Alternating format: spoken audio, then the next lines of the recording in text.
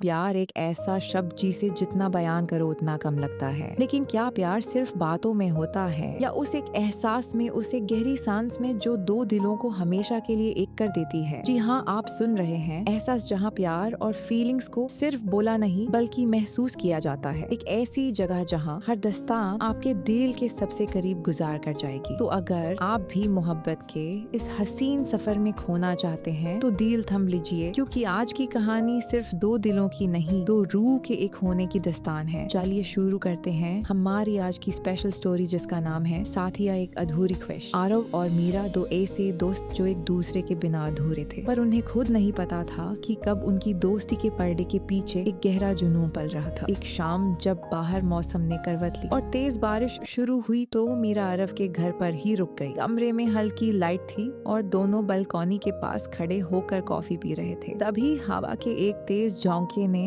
मीरा के बालों को उसके चेहरे पर बिखेर दिया। आरव ने धीरे से अपना हाथ बढ़ाया, उसकी उंगलियां मीरा के गाल से छू गई। मीरा ने जैसे ही नजरें उठाकर आरव की आंखों में देखा, वहाँ एक अजीब सा नशा था। मीरा के होठों से सिर्फ इतना निकला आरव, लेकिन आरव ने बिना कुछ बोले मीरा की कमर में अपना हाथ डाला और यूं से अपने इतने करीब खींच लिया कि दोनों की सांसें एक दूसरे से टकराने लगे। आरव धीरे धीरे नीचे झुका और उनके होठ एक दूसरे से मिल गए। वो उनका पहला किस था। उसमें कोई जालबाजी नहीं थी, सिर्फ सालों का छुपा हुआ प्यार और एक बेहद गहरा सुकून था। जब उनके होठ अलग हुए तो मीरा की सांसें तेज थी और चेहरा शर्म से लाल था। आरव ने बिना एक पल गवाए मीरा को अपनी बाहों में उठाया और बेडरूम की तरफ बढ़ गया। अब उनके बीच की सारी झिझक हमेशा के लिए खत्म हो चुकी थी। आरव ने मीरा को बेड पर लेटाया और खुद उसके करीब झुक गया। उसने मीरा के माथे, उसकी आंखों और फिर उसकी गर्दान पर अपने होठों से मोहब्बत की एक नई दास्तान लिखना शुरू किया। मीरा ने एक गहरी सांस ली और आरव को और कस के पकड़ लिया। अब उनके बीच ना कोई डर था, ना कोई फासला। रात के इस खामोश पहर में दोनों की सांसें एक दूसरे में घुलने लगे और फिर वो लम्हा आया जब उनका प्यार सारी हड्डियां तोड़कर रूहानी तौर पर एक हो गया। एक दूसरे की बाहों में पूरी तरह खोकर दोनों ने मोहब्बत के उस सबसे गहरे जुनून को जिया, जहाँ वक्त जैसे हमेशा के लिए ठहर सा गया था। रात ढलती रही और उनका वो हसीन मिलन सिर्फ दो